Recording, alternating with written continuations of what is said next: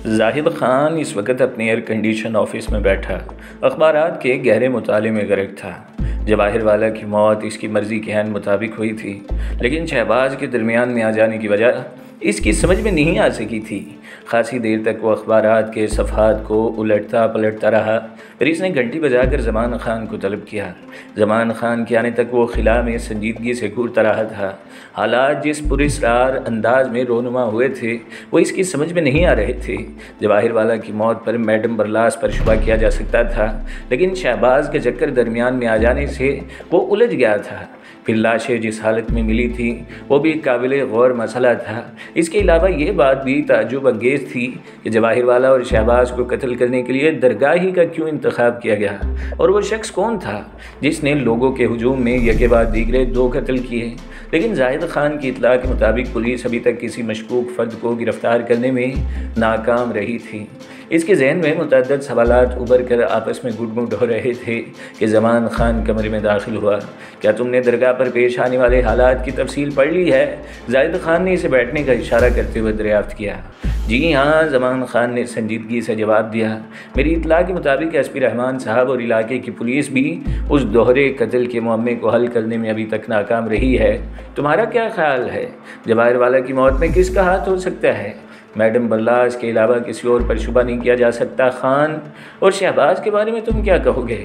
ہو سکتا ہے کہ میڈم برلاس کے اشارے پر ہی شہباز نے جواہر والا کو ٹھکانے لگایا ہو، زمان خان نے کہا۔ شہباز کے سلسلے میں یہ بات میرے علم میں پہلے سے ہے کہ وہ میڈم کا پرستار تھا۔ اس کے علاوہ بذات خود بھی وہ پہلودار شخصیت کا مالک تھا۔ شیرا اور سمدانی کو بھی میری اطلاع کے مطابق اسی کے آدمیوں نے درمیان سے ہٹا دیا تھا۔ تم یہ بات مجھے پہلے بھی بتا چکے ہو، زاہد خان نے سوچتے ہوئے کہا، لیکن کچھ سوالات ابھی تک میرے ذہن میں گونج رہے ہیں۔ مثلاً یہ کہ میڈم برلاس یا شہباز جواہر والا کے قتل کے سلسلے میں درگاہ ہی کا کیوں انتخاب کیا گیا، جبکہ وہاں خاص طور پر جمعرات کا دن عقیدت مندوں کا زیادہ ہجوم رہتا ہے۔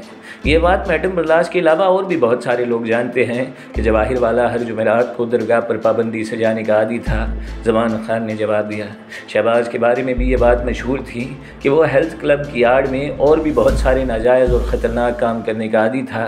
میں نے بھی سن رکھا ہے، لیکن موجودہ حادثے میں ایک چیز خاص طور پر قابل وضاحت رہ جاتی ہے۔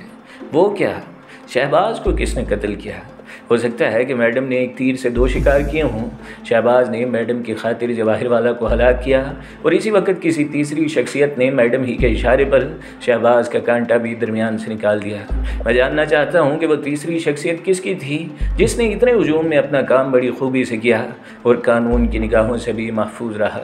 ہو سکتا ہے کہ شہباز کو اپنے راستے سے ہٹانے کا کام میڈم کی بجائے خفیہ تنظیم کے سربراہ کے اشارے پر عمل میں آیا ہو۔ ایسی صورت میں یہ سوال پیدا ہوتا ہے کہ تنظیم کے سربراہ کو اس بات کا علم کس طرح ہوا کہ جواہر والا کا قتل ایک مخصوص وقت اور ایک مخصوص مقام پر ہونے والا ہے۔ ممکن ہے میڈم اور تنظیم کا سربراہ اندرونی طور پر ایک دوسرے سے واقفیت رکھتے ہوں۔ امکان کی بات مت کرو زمان خان، زاہد خان نے ٹھوس لہجے میں کہا۔ مجھے ہر قیمت پر اس شخص کا نام درکار ہے جس نے شہباز کو قتل کیا۔ دنیا میں کوئی بات ناممکن نہیں ہے خان۔ میں کوشش کروں گا کہ جلد از جلد اس شخص کو بے نقاب کر سکوں۔ دونوں لاشوں کے کوئلہ بن جانے کے بارے میں تم کیا کہو گے؟ اس سلسلے میں پوسٹ مارٹم کی رپورٹ نے کسی ایسے زہر کی نشاندہی کی ہے جو نہ صرف یہ کہ موت کا باعث بنا، بلکہ اس کی حدت نے ملنے والوں کے جسم کو بھی جلا ڈالا۔ میڈم کے بارے میں تمہارا کیا خیال ہے؟ زاہد خان نے معنی خیز انداز میں کہا۔ جواہر والا کی موت کے بعد ہمارے راستے کا ایک پتھر درمیان سے ہٹ گیا ہے، میں سمجھ رہا ہوں خان، لیکن ابھی ہمارا کوئی دوسرا قدم مناسب نہیں ہوگا، زمان خان نے گہری سنجیدگی سے کہا۔ کوئی خاص وجہ؟ میرے خیال میں میڈم ہی اب واحد ذریعہ ہے جس کے توسط سے ہم تنظیم کے سربراہ تک پہنچ سکتے ہیں، اور اس وقت ویسے بھی حالات کا تقاضا یہی ہے کہ ہم جلد بازی میں کوئی قدم نہ اٹھائیں۔ رحمت علی کے سلسلے میں کوئی نئی رپورٹ؟ ابھی تک اس کا لڑکا بازیاب نہیں ہو سکا، اس پر خاص نظر رکھو، وہ ہمارے کام کا آدمی ہے، زاہد خان نے سپاڑ لہجے میں کہا۔ پھر وہ دفتری امور کے سلسلے میں گفتگو کرنے لگے تھے۔ میڈم برلاس کے چہرے پر ایک رنگ آ رہا تھا، ایک جا رہا تھا۔ وہ ٹک ٹکی باندھے رحمت علی کو گھور رہی تھی جو اس کے سامنے صوفے پر بیٹھا بڑی لاپرواہی سے ایک میگزین پڑھ رہا تھا۔ میں نے تمہیں میگزین پڑھنے کے لیے نہیں بلایا، میڈم نے سپاڑ لہجے میں کہا۔ فرمائیے کیا حکم ہے؟ رحمت علی نے رسالہ رکھتے ہوئے لاپرواہی سے پوچھا۔ نہیں، لیکن میرا خیال ہے کہ اس کی کچھ خبریں میرے علم میں ہیں۔ مثلاً میڈم نے خشک لہجے میں سوال کیا۔ مثلاً یہ کہ سیٹھ جواہر والا اور گرینڈ ماسٹر شہباز کی موت اور ان کی کوئلہ بنی لاشیں جو پولیس کے لیے معمہ بنی ہوئی ہیں۔ جواہر والا کی موت میرے اشارے پر ہوئی تھی، میڈم نے کہا، اور شہباز کو ٹھکانے لگانے کے لیے مجھے بھی ویسا ہی سگار استعمال کرنا پڑا جیسا شہباز کے پاس موجود تھا، رحمت علی نے بدستور لاپرواہی سے کہا۔ اس سگار کا ایک حیرت انگیز اور ناقابل یقین مظاہرہ آپ میرے سامنے کر چکی تھی۔ شہباز کو تم نے کس لیے مارا ہے؟ میڈم نے جھلا کر دریافت کیا۔ وہ میری ضرورت تھا، رحمت علی نے سادگی سے جواب دیا۔ کیا مطلب؟ اکبر کی واپسی کے لیے تنظیم کے سربراہ نے یہی شرط رکھی تھی کہ میں گرینڈ ماسٹر کو ٹھکانے لگا دوں، اور اکبر وہ کل رات ہی واپس گھر آ گیا ہے، رحمت علی نے تیزی سے بولا۔ تنظیم کا سربراہ اپنے وعدے کا پکا ثابت ہوا۔ تم نہیں جانتے رحمت علی، میڈم نے ہاتھ ملتے ہوئے کہا، شہباز میرے لیے کس قدر اہم تھا۔ اس کا تذکرہ آپ نے مجھ سے پہلے کبھی نہیں کیا۔ رحمت علی کے لہجے میں ہلکا طنز بھی شامل تھا۔ لیکن تم کو اس بات کا علم بہرحال میرے ہی ذریعے ہوا تھا کہ میں نے فون پر جواہر والا کی موت کے لیے درگاہ کا حوالہ دیا تھا۔ میڈم برلاس نے رحمت علی کو معنی خیز نظروں سے گھورتے ہوئے کہا، میں نے کس سے بات کی تھی اس کا علم اس وقت تمہیں نہیں تھا، پھر وہ کون تھا جس نے تمہیں شہباز کے بارے میں بتایا تھا؟ آپ اسے موت کی مہربانی بھی سمجھ سکتی ہیں، رحمت علی نے کہا۔ جواہر والا کی موت کا تماشا دیکھنے گیا تھا اور قسمت ہی سے میں نے شہباز کو وہاں فقیر کے روپ میں بھی پہچان لیا، پھر وہی ہوا جس کی ہدایت مجھے تنظیم کے سربراہ نے دی تھی۔ اور اگر تمہیں پہلے سے اس بات کا علم ہوتا کہ شہباز میرے خاص آدمیوں میں سے ایک تھا تو تم کیا کرتی؟ میڈم نے گہری سنجیدگی سے کہا۔ ایسی صورت میں بھی اکبر کی زندگی بچانے کی خاطر مجھے شہباز کو راستے سے ہٹانا پڑتا، اس لیے کہ کم از کم میرے لیے اکبر کی بازیابی شہباز کی موت سے زیادہ اہمیت کی حامل تھی۔ میں اگر چاہوں تو ایس پی رحمان کو دونوں لاشوں کے جل کر کوئلہ ہونے کا سبب بتا سکتی ہوں۔ اس بار میڈم کا لہجہ قدر خشک تھا۔ لیکن آپ ایسا نہیں کریں گی، رحمت علی نے معنی خیز انداز میں مسکراتے ہوئے کہا، اس لیے کہ ایسی صورت میں آپ کو رحمان صاحب کو یہ بھی بتانا پڑے گا کہ وہ پراسرار اور حیرت انگیز سگار شہباز اور مجھ تک کس طرح پہنچے تھے۔ یہ تم کہہ رہے ہو رحمت علی میرے لیے؟ میڈم نے تعجب کا اظہار کیا۔ میرا خیال ہے کہ میں آپ کو بتا چکا ہوں کہ اب برلاس انٹرپرائز سے میرا کوئی تعلق نہیں رہا، میں نے اپنا استعفیٰ آپ کے حوالے کر دیا ہے، لیکن دوست کی حیثیت سے ہمیں ایک دوسرے کا مفاد پیش خاطر رکھنا چاہیے۔ آپ کی یہ شکایت بھی بجا ہے، رحمت علی نے کہا۔ گرینڈ ماسٹر شہباز کے سلسلے میں آپ نے کبھی اشارتاً بھی مجھے کچھ نہیں بتایا تھا، لیکن تم بہرحال کسی نہ کسی طرح اس کے بارے میں جانتے تھے۔ میں انکار نہیں کروں گا، رحمت علی نے بڑی صاف گوئی سے کہا۔ یہ بات بھی میرے علم میں ہے کہ شیرہ اور سمدانی کی موت کے پیچھے بھی گرینڈ ماسٹر کا ہی ہاتھ تھا۔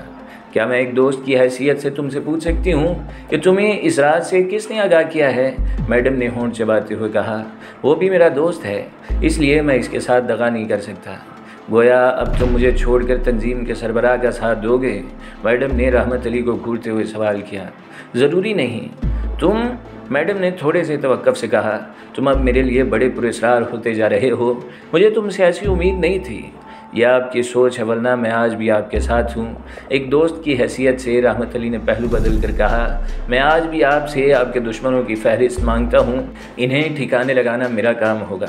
مجھے اب تمہارے بارے میں سوچنا پڑے گا، میرے فیصلے اٹل ہوتے ہیں، آپ جب چاہیں مجھے آزما سکتی ہیں۔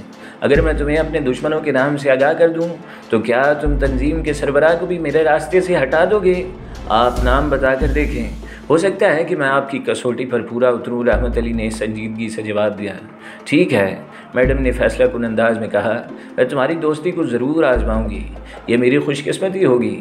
ایک بات یاد رکھو، میڈم نے اس کا جملہ نظر انداز کرتے ہوئے کہا، رحمان صاحب یا پولیس کے کسی کارندے کو بھی شہباز یا جواہر والا کی موت اور سگار کے بارے میں کوئی بھنک بھی نہیں ملنی چاہیے، اسی میں ہم دونوں کی عافیت بھی ہے۔ رحمت علی معنی خیز انداز میں مسکرایا اور میڈم برلاس ایک بار پھر اسے ٹٹولتی نظروں سے گھورنے لگی۔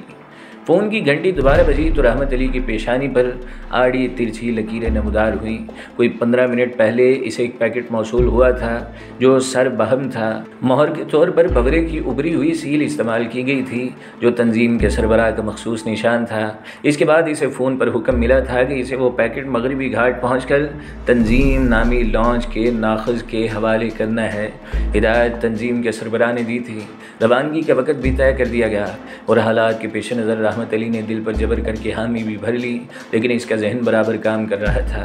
وہ تنظیم کے سربراہ اور دوسرے ایسے تمام افراد کے بارے میں سوچ رہا تھا جو ملک کو اندر ہی اندر کھوکھلا کرنے میں ملوث تھے۔ وہ ایسے تمام افراد کو چن چن کر موت کے گھاٹ اتارنے کا فیصلہ کر چکا تھا۔ کچھ نام اس کے ذہن میں نقش تھے، کچھ کی دھندلی دھندلی تصویریں نظر آ رہی تھیں۔ وہ خود بھی مجرمانہ سرگرمیوں میں ملوث رہ چکا تھا، لیکن اب اس نے عذرا کے بے حد اصرار پر واپسی کا ارادہ کر لیا تھا۔ اکبر کے اغوا نے اس کی واپسی کے فیصلے پر مہر ثبت کر دی تھی۔ اسے اپنی موت کے متعلق کوئی فکر نہیں تھی۔ اس نے اپنے مستقبل کے انجام کے بارے میں کوئی غور و خوض نہیں کیا تھا۔ مغربی گھاٹ تک جانے کا حکم سننے کے بعد بھی اس کے ذہن میں آندیاں چلنی شروع ہو گئیں۔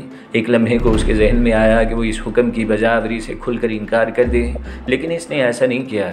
وہ ہر قیمت پر دشمنوں کو نیست و نابود کرنے کا مصمم ارادہ کر چکا تھا، لیکن ابھی تک وہ تنظیم کے سربراہ کی حیثیت سے کسی نام کو ذہن میں پختہ نہیں کر سکا تھا۔ چنانچہ اس نے وہ پیکٹ مغربی گھاٹ تک پہنچانے کی ذمہ داری قبول کر لی۔ اس وقت وہ خاموش بیٹھا اس مہر شدہ پیکٹ کو حقارت بھری نگاہوں سے دیکھ رہا تھا جب فون کی گھنٹی کی آواز نے اس کے خیالات کا شہرازہ منتشر کر دیا۔ اس نے نفرت بھری نظروں سے فون کو دیکھا، پھر مجبوراً اسے کال ریسیو کرنی پڑی۔ دوسری جانب سے مونیکا کی مانوس آواز ابھری تھی۔ میں تم سے ایک خاص سلسلے میں فوری طور پر ملنا چاہتی ہوں۔ سوری مونیکا، اس نے دستی گھڑی کی سمت دیکھتے ہوئے کہا، اس وقت میں تم سے کسی قیمت پر نہیں مل سکتا۔ کیا مطلب؟ دوسری جانب سے مونیکا کی حیرت بھری آواز ابھری۔ مجھے ایک خاص مشن پر جانا ہے، رحمت علی نے مدھم لہجے میں کہا۔ بھورے کی شکل کا ایک حکم پورا کرنا ہے۔ آئی سی، لیکن تم نے تو کچھ اور فیصلہ کیا تھا۔ شیر کو شکار کرنے کے لیے اکثر صحت مند جانوروں کی قربانی بھی دینی پڑتی ہے۔ جو قدم بھی اٹھانا سوچ سمجھ کر اٹھانا، مونیکا نے سنجیدگی سے کہا۔ یہ بھی ہو سکتا ہے کہ تمہیں ٹریپ کرنے کی خاطر کو جال بچھایا گیا ہو۔ میری فکر نہ کرو، تم سناؤ کیا ضروری کام پیش آ گیا ہے؟ فون پر تفصیلی گفتگو نہیں ہو سکتی۔ تم اپنے مشن سے کب تک فارغ ہو جاؤ گے؟ یقین سے کچھ نہیں کہہ سکتا۔ ٹھیک ہے، میں کل صبح تمہیں دوبارہ فون کروں گی۔ اگر میرا اندازہ غلط نہیں ہے تو غالباً تم شہباز کی موت کے سلسلے میں، کیا تمہارا فون محفوظ ہے؟ مونیکا نے تیزی سے سوال کیا۔ ہاں، تم جو چاہو آرام سے کہہ سکتی ہو۔ بڑے خان کا نام سنا ہے تم نے؟ ہاں، کیوں؟ رحمت علی نے تیزی سے دریافت کیا۔ بڑے خان کے حوالے پر اس کی آنکھیں چمک اٹھی تھیں۔ میرے پاس اس کی نقل و حرکت کی ایک خاص اطلاع ہے۔ Very good. رحمت علی نے ایک بار پھر اپنی دستی گھڑی پر نظر ڈالی۔ اس وقت رات کے 11:15 بجے تھے اور اسے تنظیم کے سربراہ کی ہدایت کے مطابق ٹھیک 12:30 بجے گھر سے روانہ ہونا تھا۔ مغربی گھاٹ تک جانے کا روٹ بھی بتا دیا گیا تھا، جس پر اسے سختی سے عمل کرنے کی تاکید کی گئی۔ وقت کا خیال کرتے ہوئے اس نے مونیکا سے کہا، خان کا شکار بھی میرے لیے یقیناً دلچسپ ہی ثابت ہوگا۔ خیال ہے تمہارا وہ کسی لومڑی سے زیادہ چالاک اور آدم خور چیتے سے بھی زیادہ پھرتیلا ثابت ہوا ہے۔ تم اسے تنہا شکار نہیں کر سکو گے۔ پھر میرے خیال میں اسے شکار کرنے کے 2 طریقے ممکن ہیں۔ مونیکا کی آواز سنائی دی۔ تم چاہو تو رحمان صاحب کی نگاہوں میں اپنی پوزیشن مستحکم کرنے کے لیے انہیں بھی ٹپ دے سکتے ہو۔ دوسری صورت میں تنظیم کے سربراہ کو بھی آزمایا جا سکتا ہے۔ ہو سکتا ہے اس طرح تم ان دونوں کے ٹکرانے سے اپنی منزل کا سراغ لگا سکو۔ نقل و حرکت کب تک متوقع ہے؟ 2 روز بعد۔ اور تمہیں ابھی سے اطلاع مل گئی؟ رحمت علی نے تعجب کا اظہار کیا۔ تم خوش قسمت ہو جو تمہاری دوستی نے مجھے بے دام خرید لیا ہے، ورنہ سردار نے غلط نہیں کہا تھا کہ میرے کانٹے کو پانی بھی نصیب نہیں ہوتا۔ تمہارے سلسلے میں میں نے ایک جوا کھیلا ہے اور مجھے خوشی ہے کہ میرا پانسا غلط نہیں پڑا۔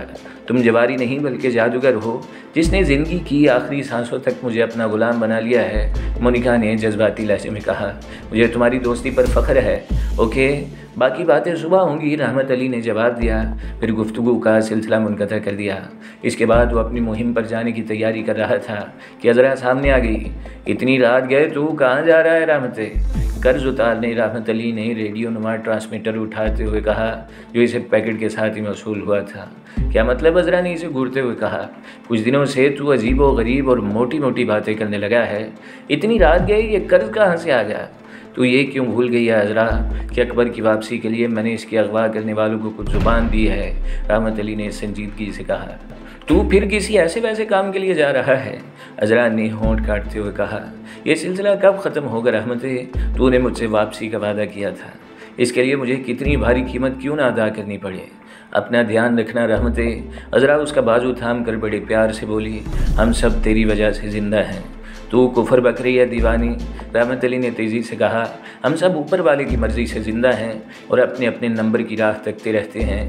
رہا میرا سوال تو میں واپسی کی طرف ضرور قدم اٹھاؤں گا، میں تجھ سے وعدہ کرتا ہوں، لیکن اتنا یاد رکھنا کہ انسان کو اپنی غلطیوں اور گناہوں کا کفارہ ہر حال میں ادا کرنا پڑتا ہے، اور میں اس کے لیے خود کو تیار کر چکا ہوں۔ تیری باتیں میری سمجھ میں نہیں آتی، اب آنے لگیں گی۔ رحمت علی ایک سرد آہ بھر کر بولا، پھر اس نے گھڑی میں وقت دیکھا اور تیز تیز قدم اٹھاتا ہوا باہر نکل گیا۔ 5 منٹ بعد ہی اس کی کار مغربی گھاٹ جانے والے راستے پر فراٹے بھر رہی تھی، اور گاڑی کی رفتار کے ساتھ ساتھ اس کا ذہن بھی آنے والے کل کے بارے میں سوچ رہا تھا۔ واپسی کے سفر کے لیے اسے قربانی بھی دینی تھی، اپنا راستہ بھی صاف کرنا تھا، اور ان لوگوں کے طویل القامت بت بھی ڈھانے تھے جنہوں نے اسے غلط راستے پر ڈالا تھا، جو اس کی کمزوری اور مجبوری سے فائدہ اٹھا رہے تھے، جنہوں نے اس کی واپسی کے راستے قدم قدم پر مسدود کر رکھے تھے۔ وہ ان تمام رکاوٹوں کو توڑنے کا عہد کر چکا تھا۔ واپسی کی راہ رحمت کا پہلا قدم تھا۔ اس کی لسٹ پر میڈم اور زاہد خان کے نام بھی تھے، لیکن وہ سب سے پہلے خفیہ تنظیم کے پراسرار سربراہ کو ٹھکانے لگانا چاہتا تھا۔ اسے شبہ تھا کہ ڈاکٹر نادر ہی تنظیم کا سربراہ تھا، لیکن اس شبے کو یقین کی صورت میں بدلنے سے پہلے وہ کوئی قدم نہیں اٹھانا چاہتا تھا۔ اپنے راستے کے وزنی اور بھاری پتھروں کے بارے میں سوچتے سوچتے اس کا ذہن مونیکا کی سمت گھوم گیا، جس نے اس کے ساتھ دوستی نبھانے کا وعدہ کیا۔ وہ اپنی ذات میں کسی معمے سے کم نہیں تھی۔ میڈم بلاج کے ساتھ منسلک ہونے کے باوجود اس کی جڑیں دور دور تک پھیلی ہوئی تھیں۔ شہباز کی موت میں بھی اس نے معاونت کی تھی، اور اب اس کے بعد زاہد خان کے سلسلے میں کوئی مخصوص اطلاع تھی۔ اس کے تعلقات لامحدود اور اثر و رسوخ بے بنا تھا۔ رحمت علی نے زندگی کے دوراہے پر کھڑے ہو کر بڑی امیدوں سے اس کی جانب قدم اٹھایا تھا، اور اسے اپنے منصوبے میں ناکامی نہیں ہوئی تھی۔ ہوا کے سرد تھپیڑے اس کے بالوں کو اڑا رہے تھے۔ سنسان سڑک پر اس کی گاڑی برق رفتاری سے فراٹے بھر رہی تھی، اور اسی کے ساتھ ساتھ وہ اپنی واپسی کے راستوں کا تعین بھی کرتا جا رہا تھا۔ اب تک وہ تنظیم کے سربراہ کی ہدایت پر عمل کر رہا تھا، جس نے اسے مغربی گھاٹ تک پہنچنے کے لیے طویل راستہ اختیار کرنے کی تاکید کی تھی۔ اسی راستے کے درمیان ایک گوٹھ بھی پڑتا تھا، جہاں دودھ والوں نے غیر آباد زمین پر قبضہ کر کے اپنی بستی بسا رکھی تھی۔ وہ ابھی اس بستی سے 50 گز دور تھا کہ اچانک اس کا ریڈیو ٹرانسمیٹر جاگ اٹھا۔ ہیلو، اس نے ٹرانسمیٹر منہ کے قریب کر کے لاپرواہی سے کہا۔ آگے خطرہ ہے، دوسری جانب سے تنظیم کے سربراہ کی بھرائی ہوئی آواز ابھری۔ کسٹم کے اسپیشل چیکنگ اسکواڈز کے 5 آدمی مغربی گھاٹ تک آنے جانے والی گاڑیوں کی تلاشی لے رہے ہیں، ہو سکتا ہے وہ تم سے ٹکرانے کی کوشش کریں۔ پھر میرے لیے کیا حکم ہے؟ رحمت علی نے سپاڑ لہجے میں سوال کیا۔ میں نے محض تمہیں خطرے سے آگاہ کر دیا ہے تاکہ تم محتاط رہ سکو۔ دوسری جانب سے ٹھوس آواز میں جواب ملا۔ قدم آگے بڑھا کر پیچھے ہٹانا بزدلوں کا شیوا ہے، تم فکر مت کرنا۔ جن لوگوں نے مجھے کسٹم کے شکاریوں کی اطلاع دی ہے، وہی ان کے گھات میں بیٹھے ہیں۔ خطرے کی صورت میں وہ جانتے ہیں کہ انہیں کیا کردار ادا کرنا ہے۔ موت اور زندگی کا کھیل کھیلنا میری فطرت ہے۔ تم گاڑی کو اسی راستے لے جاؤ گے جس کی نشاندہی پہلے سے کر دی گئی ہے، اوور اینڈ آل۔ دوسری جانب سے یہ سلسلہ منقطع کر دیا گیا۔ رحمت علی محتاط ہو کر بیٹھ گیا۔ اس نے اپنا خاموش آٹومیٹک ریوالور نکال کر ڈیش بورڈ پر رکھ لیا تاکہ اس کے استعمال میں دیر نہ لگے۔ اس کی نگاہیں ہیڈ لائٹس کی روشنی میں سامنے کا جائزہ لے رہی تھیں، لیکن اس کے ذہن میں سربراہ کا ایک ایک جملہ صدائے بازگشت بن کر گونج رہا تھا۔ موت اور زندگی کا کھیل میری فطرت ہے، اور اس جملے کی پشت پر اسے ڈاکٹر نادر کی شکل واضح ہوتی دکھائی دے رہی تھی۔ گوٹھ میں داخل ہوتے ہی کسٹم کے افراد نے اچانک تاریکی سے روشنی میں آ کر اسے رکنے کا اشارہ کیا، لیکن قبل اس کے رحمت علی اپنی کار کی رفتار کم کرتا۔ سامنے روشنی میں کھڑا ہوا نوجوان افسر خون میں نہا کر زمین بوس ہو گیا۔ فضا میں اچانک خودکار آتشی اسلحے کی گونج ابھر کر رات کے سناٹے میں دور تک پھیلتی چلی گئی۔ تنظیم کے سربراہ کے زر خرید لوگوں نے کسٹم کے افراد پر فائر کھول دیے تھے، پھر دوسری جانب سے بھی فائرنگ شروع ہو گئی۔ رات کے سناٹے میں گولیوں کی آواز بڑی پر اسرار اور دہشتناک معلوم ہو رہی تھی۔ رحمت علی نے فوری طور پر گاڑی کی ہیڈ لائٹس بجھا دی۔ فائرنگ کی آواز سے اس نے یہی اندازہ لگایا تھا کہ وہ 2 پارٹیوں کے درمیان گر گیا ہے۔ ایک لمحے کو اس نے کچھ سوچا، پھر تیزی سے اندھیرے کے باوجود اس نے اندازے سے وہاں سے نکل جانے میں ہی عافیت سمجھی، اور اس کے ساتھ اس کے پاؤں کا دباؤ ایکسیلیٹر پر بڑھ گیا۔ گاڑی تاریکی کا سینہ چیرتی ہوئی برق رفتاری سے آگے بڑھی تھی، لیکن شاید رحمت علی کی بدقسمتی تھی کہ اندھیرے میں سنسناتی ہوئی کوئی گولی اس کے اگلے ٹائر کا سینہ چیرنے میں کامیاب ہو گئی۔ تیز رفتار گاڑی ہچکولے کھاتی ہوئی رحمت علی کے قابو سے باہر ہو رہی تھی۔ اسی لمحے ایک کرخت آواز اس کے کانوں میں گونجی، خبردار، بھاگنے کی کوشش مت کرنا، تم پوری طرح ہمارے گھیرے میں ہو۔ اس آواز کے اختتام کے ساتھ ہی ایک کربناک چیخ کی آواز بلند ہوئی۔ اس کے بعد فائرنگ کے تبادلے میں تیزی آ گئی۔ احمد علی نے گاڑی کا انجن بند کر دیا۔ پیکٹ کو جیب میں رکھنے کے بعد وہ اپنا آٹومیٹک ریوالور لیتا ہوا تیزی سے باہر کی سمت لپکا تھا، لیکن نیچے اترتے ہی لوہے کی ایک سرد اور ٹھوس شے اس کی گردن پر جم گئی۔ اس کے ساتھ ہی ایک سرسرائی ہوئی آواز اس کے کانوں سے ٹکرائی، پیکٹ میرے حوالے کر دو۔ کون ہو تم؟ اس نے تیزی سے اپنی پوزیشن بدل کر جوابی حملے کی کوشش کی، لیکن اس کے ستارے شاید گردش میں ہی تھے کہ ایک ضرب اس کے ہاتھ پر لگی اور آٹومیٹک ریوالور اس کے ہاتھ سے نکل گیا۔ دوسرے ہی لمحے اس کی نگاہوں کے سامنے سینکڑوں سورج طلوع ہو کر تیزی سے غروب ہوتے چلے گئے۔ پشت سے کیا جانے والا حملہ اتنا ہی شدید تھا کہ اس کا ذہن بے ہوشی سے ہمکنار ہونے لگا۔ کسی کی آہنی ہاتھوں نے اسے چکرا کر گرنے سے بچا لیا تھا۔ تم گاڑی کا وہیل تبدیل کرنے کی کوشش کرو، جلدی، اتنی دیر میں ہمارے ساتھی دشمنوں سے نمٹ لیں گے۔ احمد علی کے ذہن میں کسی کی سرگوشی گونجی، پھر اس کا ذہن بے ہوشی کی شدید کیفیتوں سے دوچار ہوتا چلا گیا۔ بس اسے اتنا یاد رہ گیا تھا کہ وہ کسی تناور درخت کی کٹی ہوئی شاخ کی مانند کسی کے آہنی ہاتھوں پر جھول گیا تھا۔